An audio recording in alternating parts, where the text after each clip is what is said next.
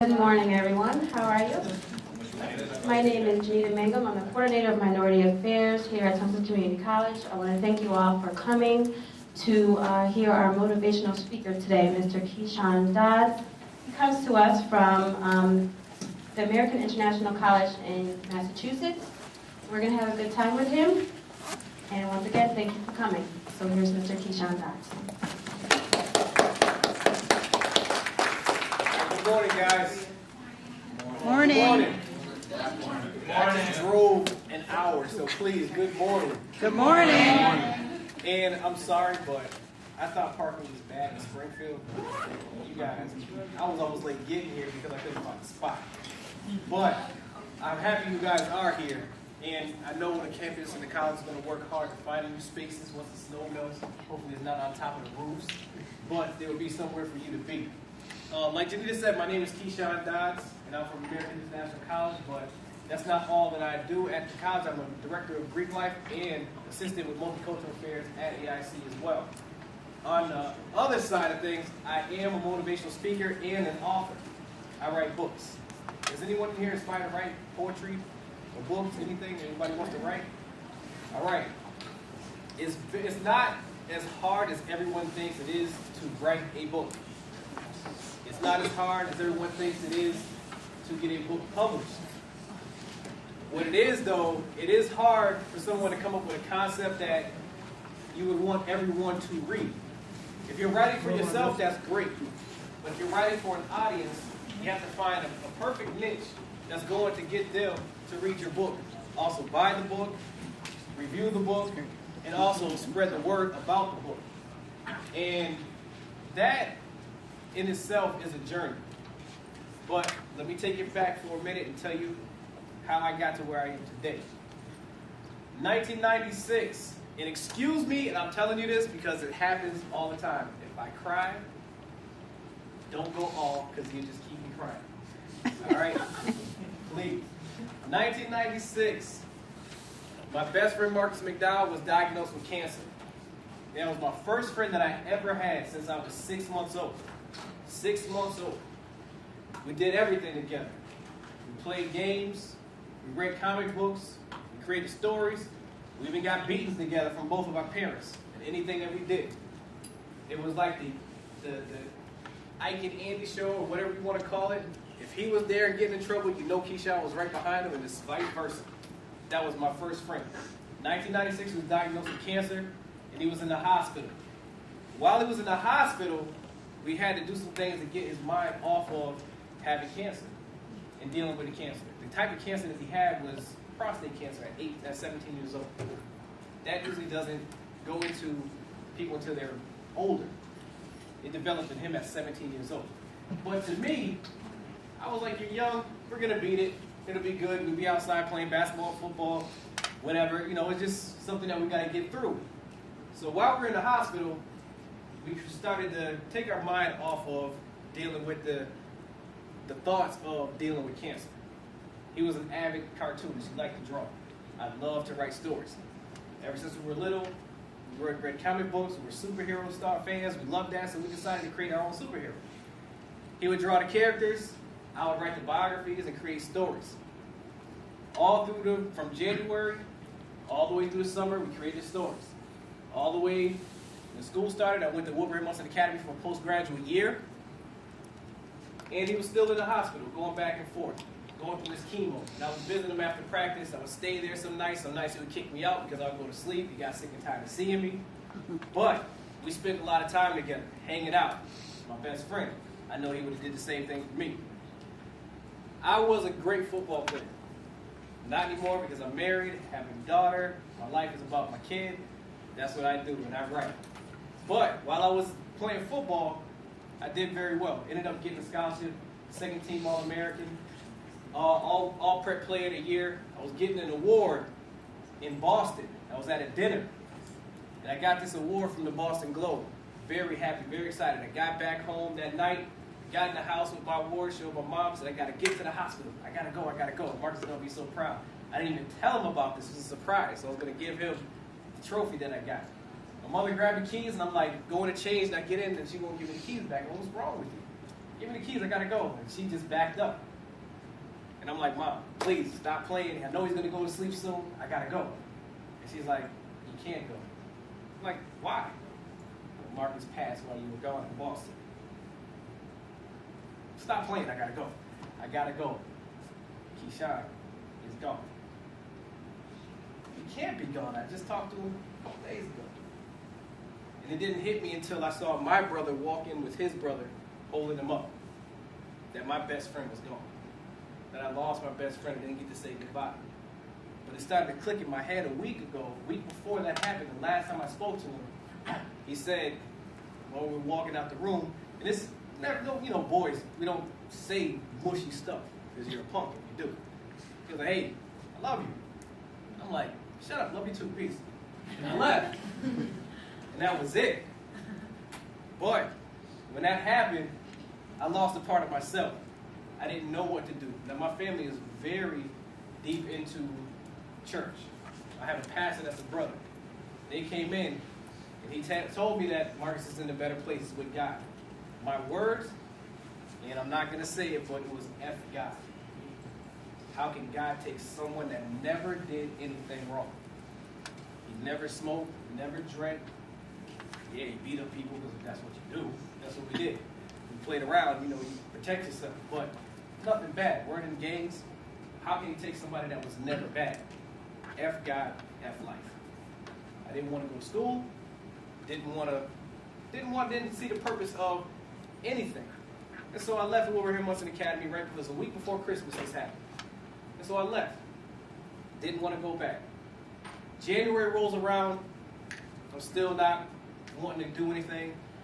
Talking to my brothers. They know I'm in this funk. I don't know what's going on. Forget it. Nothing matters. Well, you know, you got colleges calling you to go play. I don't want to go to college. I don't want to play football. I don't want to do anything. I just wanted to be alone. And so his father called me. He said, Keshawn, I need you to come see me. I said, okay. So I went over to his house. I sat down, and I know the conversation word for word.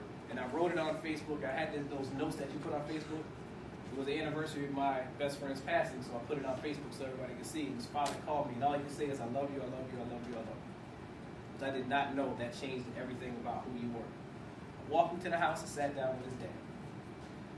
It's like, so, you don't want to go to school. You dropped out. You don't want to play. You got a scholarship on the table. You don't want to take it. Why? I said, I just don't have the motivation to do anything anymore. So what are you going to do? Stay in your mom's house? I don't know. I don't know. I have a brother in California. Might go out there. Might find a job. I don't know. I don't know what I want to do. So, well, let me talk to you for a minute.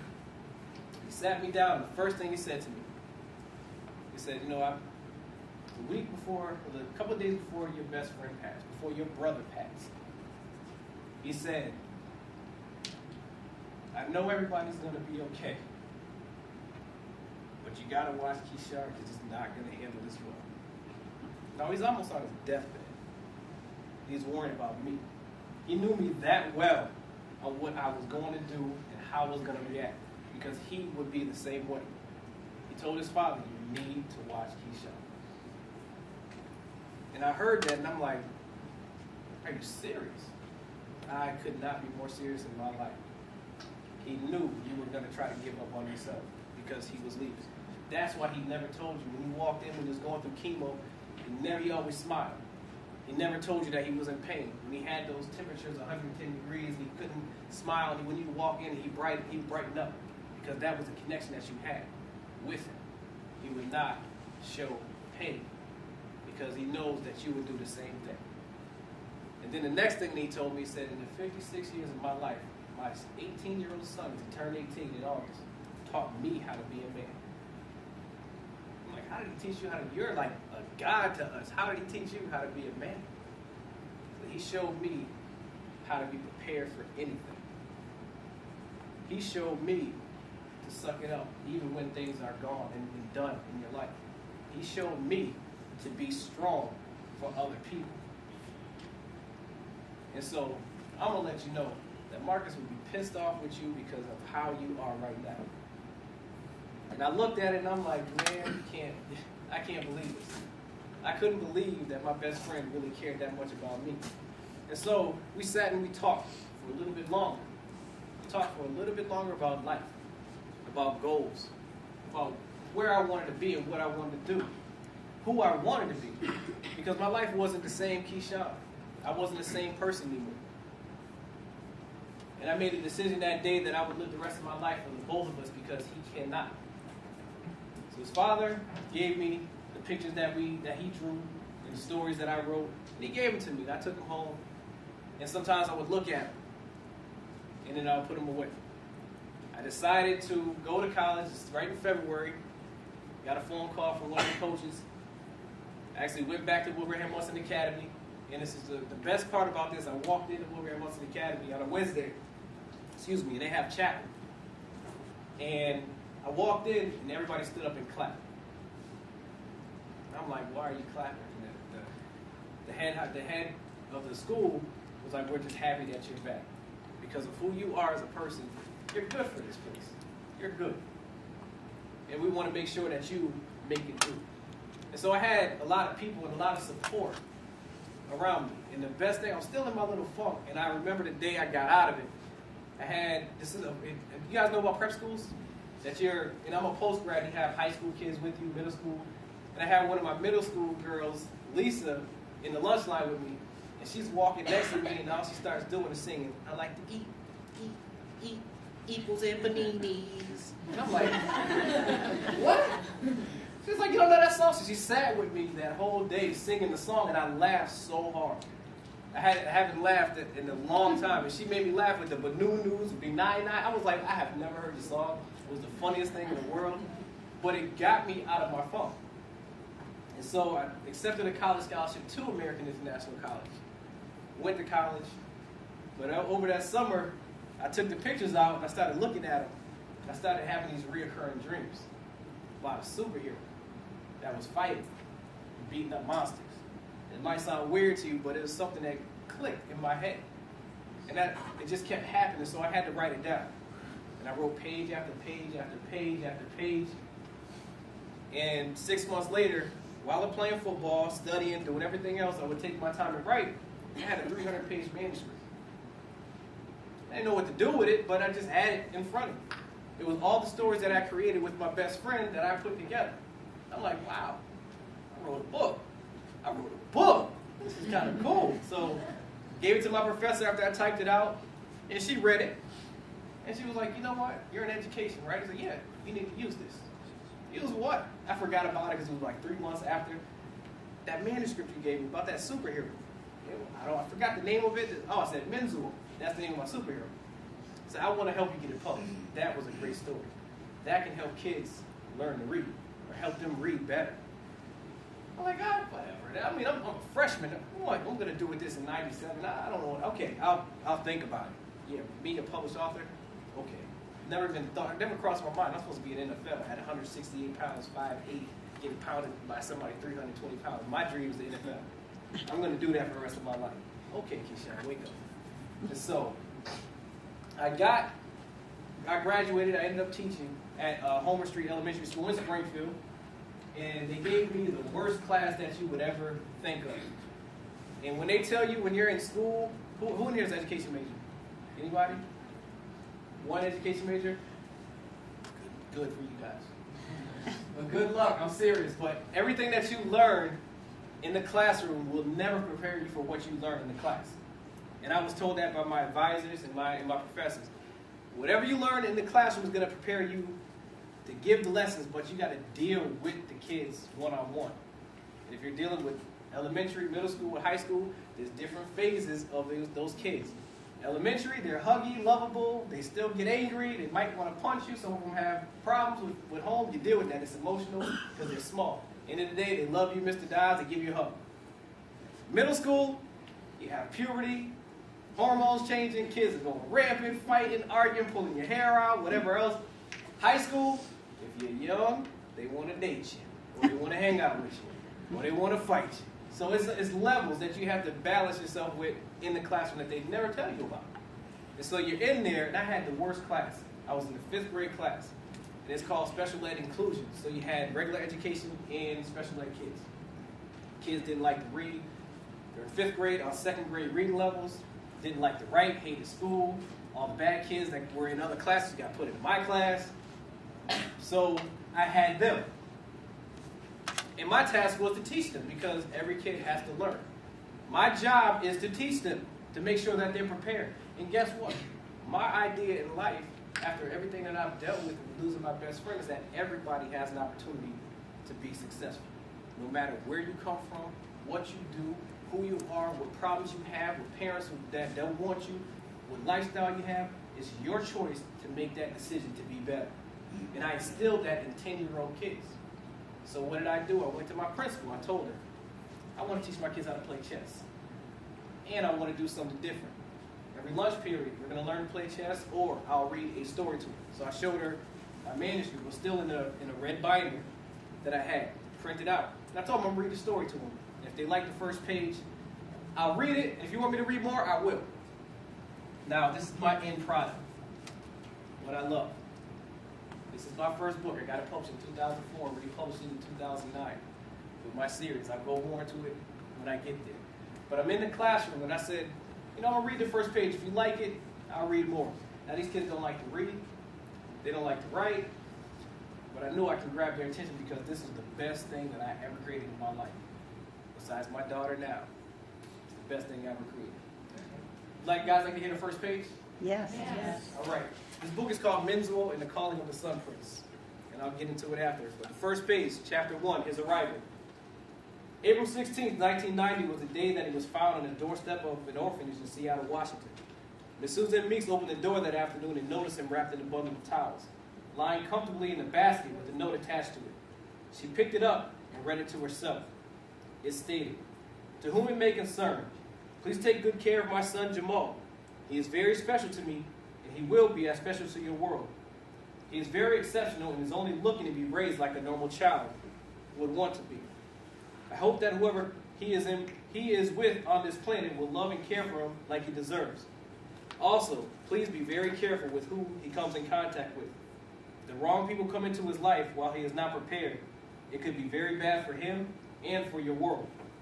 So once again, be very careful with whoever comes into his life. Thank you, and take good care of my son Jamal. P.S. Do not remove his necklace. It is the key to his future." So now do you think, I got the alls. I wanted the alls. Now do you think I grabbed these kids' attention? Mm-hmm. Yeah, absolutely. And the one thing that I did learn while I was in class, and if I wanted to write, and my professor said, always have a strong opening. Have an opening that's going to make people want to turn the next page. Make them want to see and dig deep and know what is going on with the characters in your book.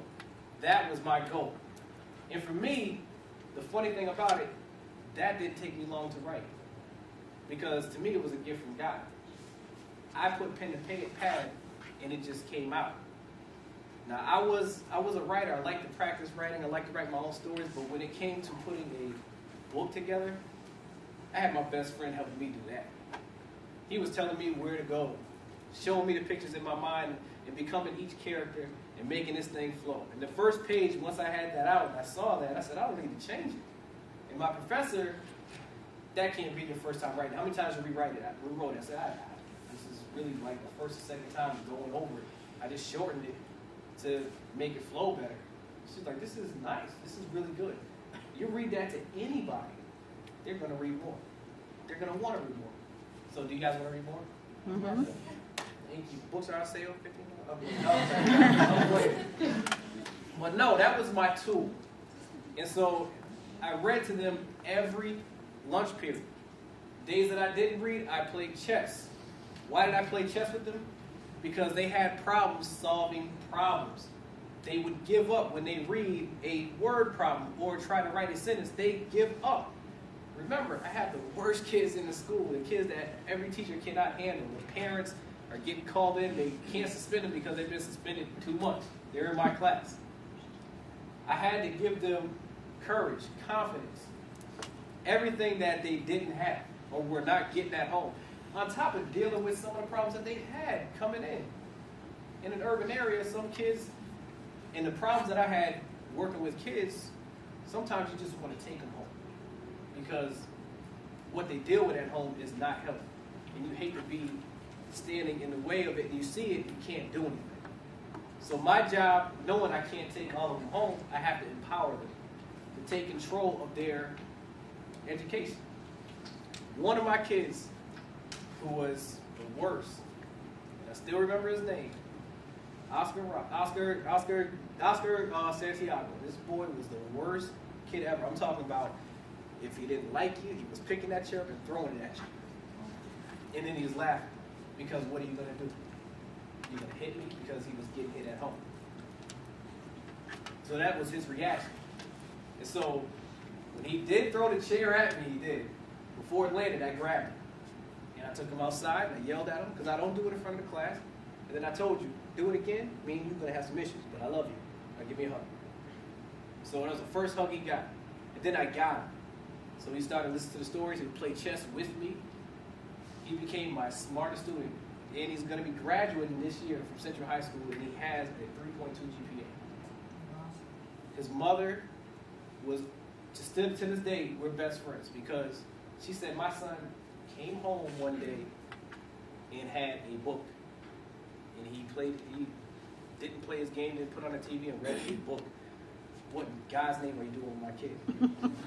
I said, I'm teaching him how to take control of his education.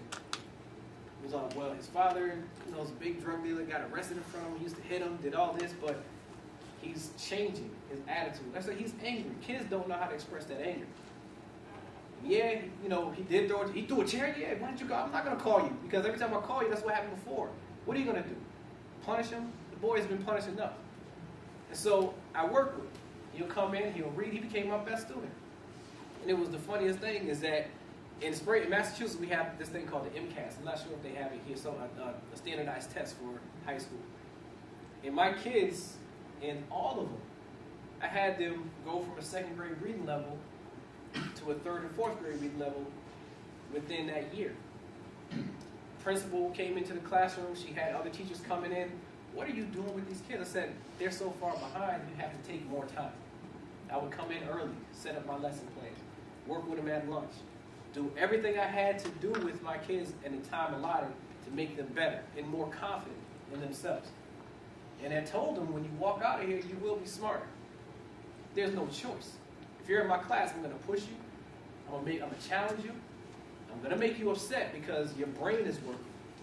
It's going to be hard, but once you get it, that light goes off, you're going to be good. You're going to be great. I believe in you and I love you. That was my words every day. I believe in you and I love you. I believe in you and I love you. Because they don't hear, a lot of them don't hear that. And so now, they got it. They know Mr. Dodds is here for me, regardless. And I've had my times with parents that were kind of violent with their kids. And they would come in with bruises. And I know you're not supposed to do it. I've threatened parents. You touch them again, it's going to be me and you. The principals of Keshawn, you're going to get fired. I don't care. Don't hit a kid. There's no need for you to hit a kid. I mean, I got beatings because I deserved them. These kids are kids. If you give them a beating, okay, but you're beating up your kids is not good. I don't agree with that. And so I empowered our kids to be okay. They had my phone number. They can call me if they needed me, and sometimes they did. And I would show up because I took that extra time to motivate them. People took a liking to that in the city of Springfield. The mayor of the city at the time was Charlie Ryan. They had stories of this teacher at Homer Street that is doing great things with the kids. And he offered me a position to come work with him because he said, you do a lot to empower people. You might want to do it on a bigger scale of working with the entire city. That was a hard decision for me to make after 2 years of teaching, 3 years of teaching, to go and work for the mayor of the city of Springfield. But it was an opportunity that I prayed on, I thought about, and I took. The worst thing was it was near spring break, about April of 2005, and I had to tell my kids I wasn't coming back. That is not a good feeling. That was not a good feeling. And I told you, I'm very emotional, and so when I told them, their faces dropped.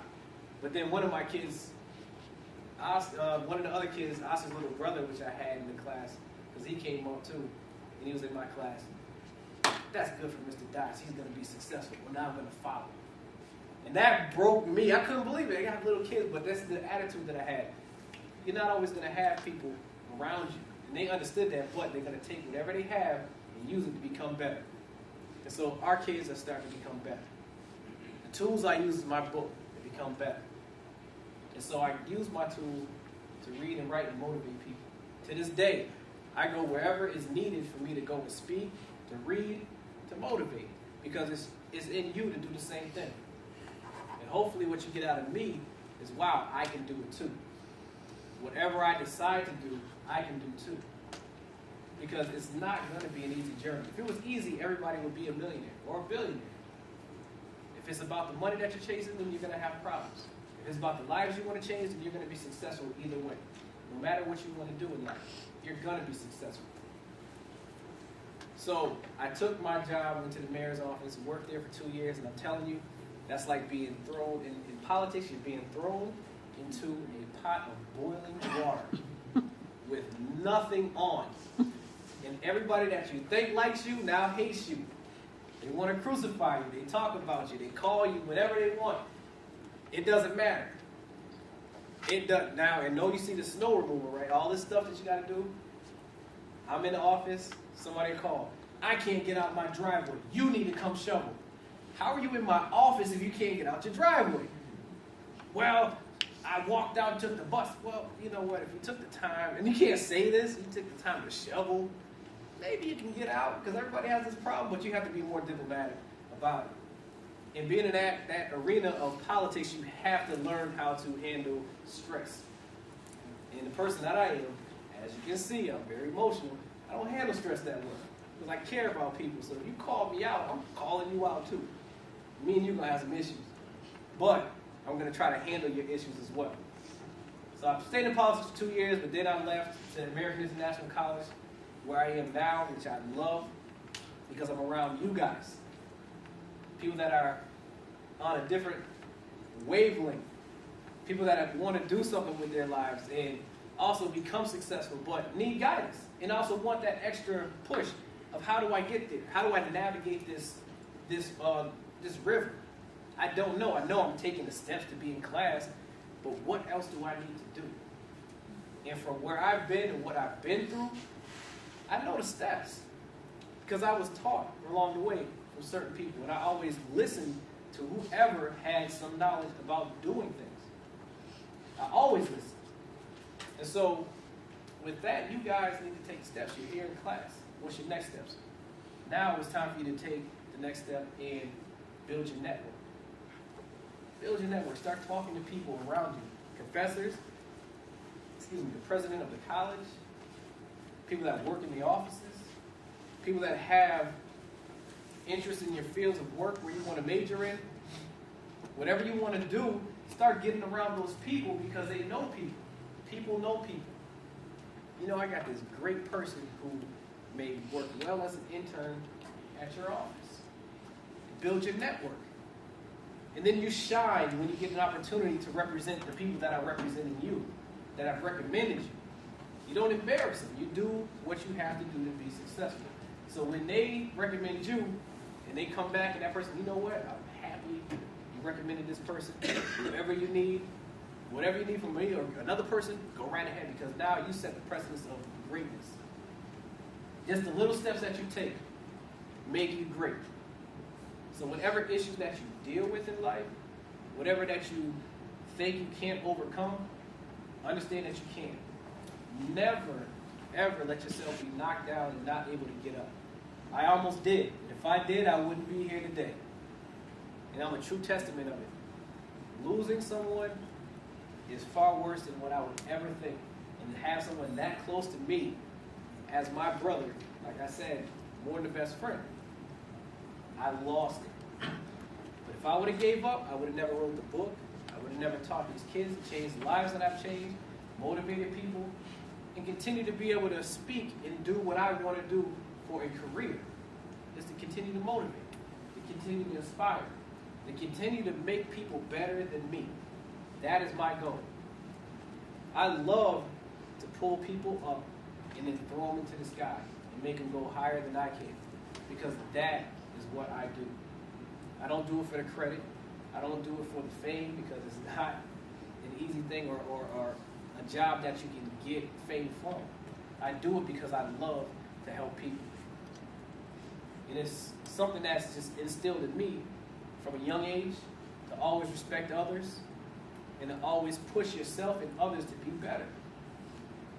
I will always do it. And I'm the same type of person. If any one of you would come to me and say, Keshawn, I would love to write a book, but I don't know how. Here's my card, email me, I'll take you through the steps, and we can go. As long as you are taking steps to get there, I can keep guiding you.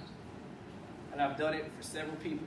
We have a bunch of people in Springfield right now that have written books, that have contacted me, we talk, and just brainstorm. And the best one that I have helped was my stepfather. He wrote his book. It's about the 4 boys. It's a story about him growing up. My stepfather is a detective.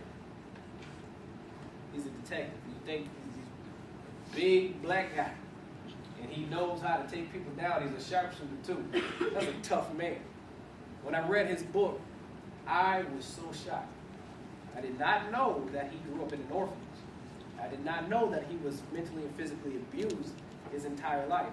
I did not know he would not work the child cases because he had PTSD with that. And if he did see a child hurt, he would end up probably killing the parent because he knows what these kids are going through. I did not know when my mother gave me beatings, he would go into the bedroom and curl up in a fetal position because it bothered him, it scared him. It was all in the book. And this is from a 6'2" man that is huge with a gun every day. I saw him as a helpless little boy. And he had me read that, and I didn't understand. I'm like, how did you become who you are today? He said, I wouldn't allow myself to get beat up. I wouldn't allow myself to fail. I said, but even when I know my dad died when I was 7, you came in the picture, and I was mean to you. I was mean to this man. Like, marry my mother, I'm moving out, and I'm burning the house. All the way out. And he never looked at me different. He just said, it's okay. And he was always there when I was ready to talk, and finally opened up. When we built a relationship, we became best friends. And I call him my father. He said, that was the best day of my life when you called me dad. I'm like, wow.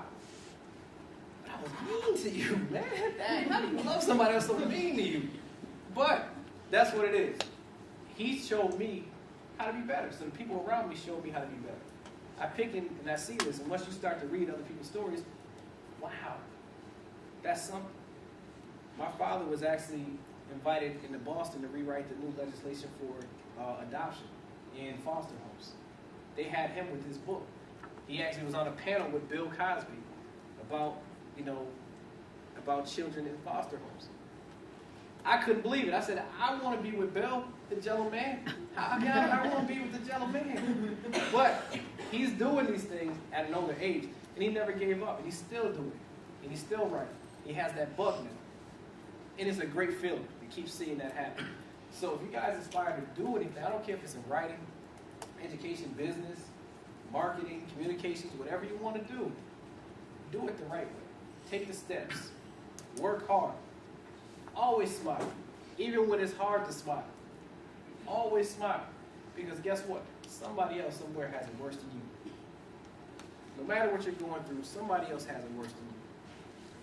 You still have an opportunity to wake up and smile and breathe and do better. You have an opportunity to love life. Don't hate what you do. Don't hate where you are. Make what you're doing a love for life. Do it the right way. And I had the funniest thing come to me when I was talking to my daughter. And everybody says, if you have lemons, make lemonade. So she's 5, and I'm like, honey, this is not a bad thing. It's like if you have lemons, you want to make lemonade. So I don't want lemonade. I don't like lemonade. I don't want lemonade. So I want lemon meringue pie. I'm like, oh, we'll have lemon meringue pie. So she knows if you're going to have some problems, deal with it the right way and make it better. At 5. And I educate her every day. I read to her. We have fun. We talk. And I wish I could bring her in here today. She's in school, but she would probably steal the show. She always does. But it's just what you do with people. You always want to motivate them to be better. And so hopefully I have done that with you. And before I do go, if you do want to get my book, if you want to read it, if you have kids that want to read it, if you know reluctant readers, this book is perfect for them. I call this the starter book to other journeys. You read my book in my series. I also have 2 more books coming out this month in this series. I'm republishing the second one. My third one will be out. They will be completed next week. Well, this weekend, the pictures are coming in from my illustrator, Carl Harrison. He's actually from Connecticut. He's a great man. He goes to the Art Institute in Boston. He's actually creating a cartoon right now for it in Boston, and we're doing the voiceovers in Hartford at Young Studios. So we're having a lot of fun with this. And I also have another book coming out next month. I'm very active and crazy. My mind has too many lights going on. But for my young adults, I have a book called Who's on My Side. It's coming out next month. So I have a lot going on. You can check my website and just get involved in what I do. I don't do this to make $1 million. If I did, it wouldn't mean much to me. This is my passion. Writing is my passion. This series of books is my passion. And just a little bit before I stop and take questions and answers, the character is Menzel. His Earth name is Jamal. He has a protector that lives with him throughout each and every story through the series. His name is Solar. Jamal Hall, when you read the book, you'll find out that Menzel, Jamal Hall, is me. And my best friend is Solar, his protector that lives in his medallion. That was my way of keeping me and my best friend together. And in the second book, I was happy enough to bring them back to life. And so they live together again. That's the journey that I have. My superhero is created through a loss of a friend. And so I create superheroes in my writing, and I also create superheroes in the real world for you guys to be better. And hopefully that you can do the same thing that I'm doing at a higher level. Thank you.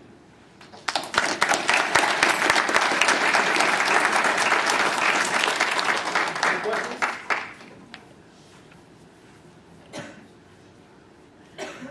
Yes. Did you use any of the illustrations that your friend did in your book? In the first publication, I did. Mm-hmm. And they were the ones that I did salvage, the ones that I didn't have that I could scan over were only like small sketches. And the ones that I couldn't do, it just didn't come out right.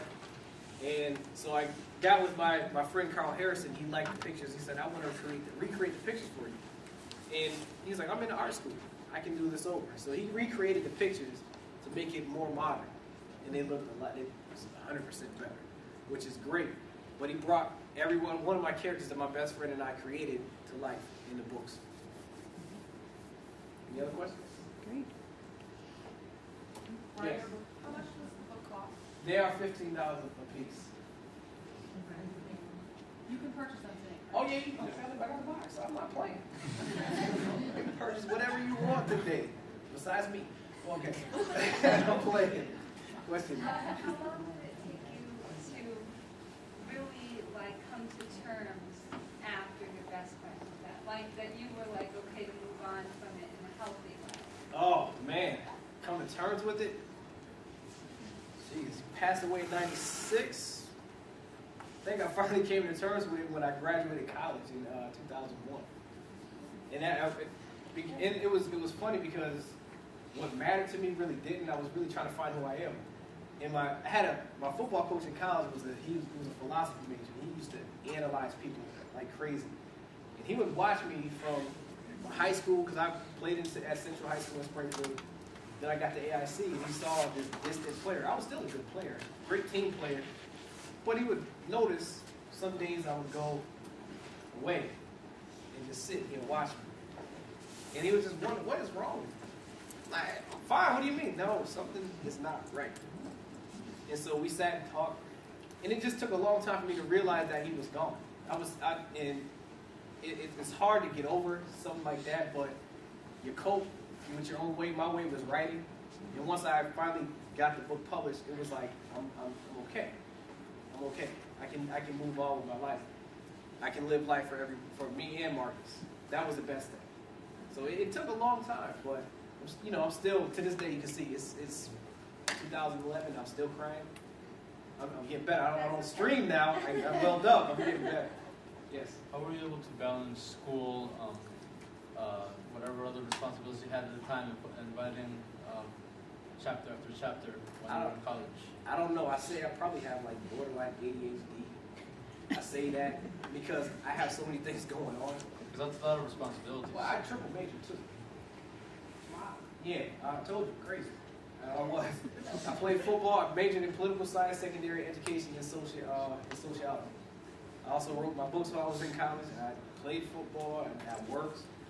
I think I had to drive to do too much, and I actually almost burnt myself out. I really did. I really did burn myself out where I had to stop. Because I was doing so much because I thought I had to do everything now. And it took me a long time. It took me even longer to even realize what I accomplished in life. My pastor had to sit me down and was like, you wrote a book. I can't believe you wrote a book. I said, yeah, I got 2 more I'm going to do. He never even said thank you.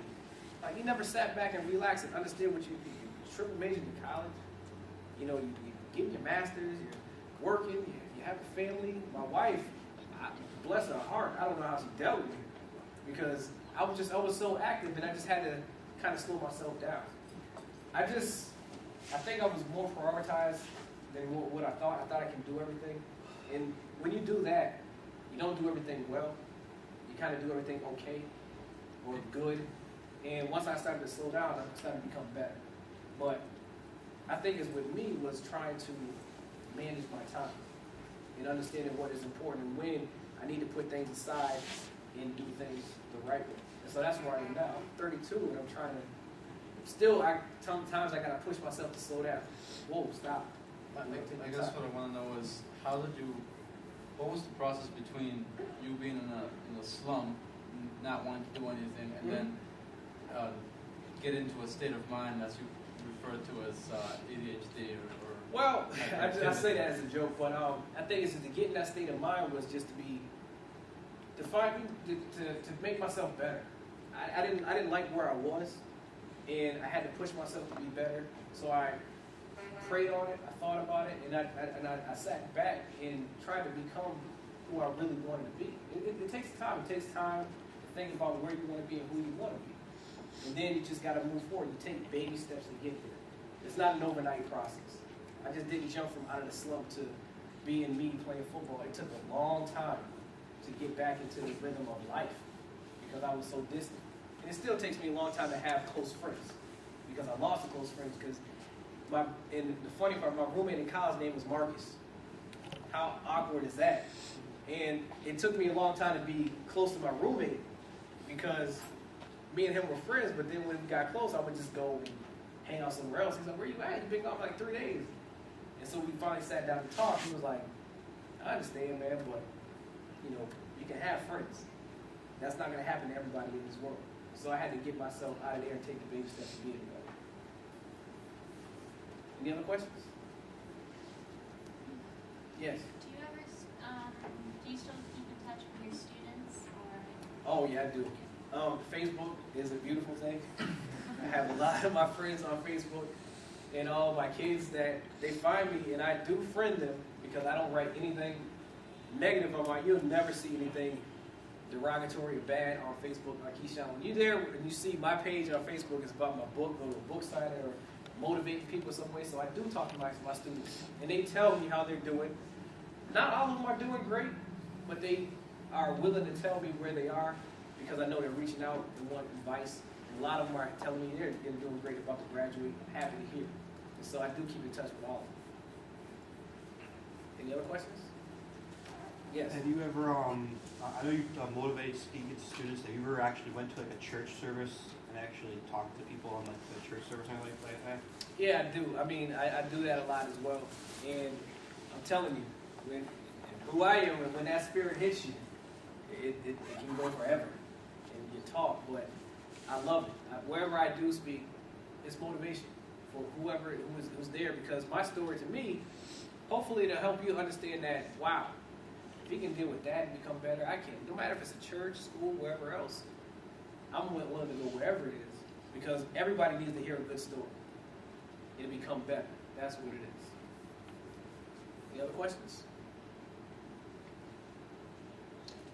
All right. Well, thank you. I appreciate your time.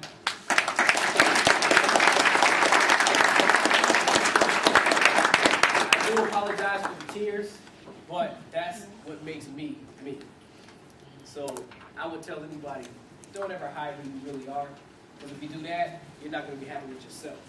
Don't try to please others. Please yourself first, and everybody else will love who you are. Yeah. Thank you.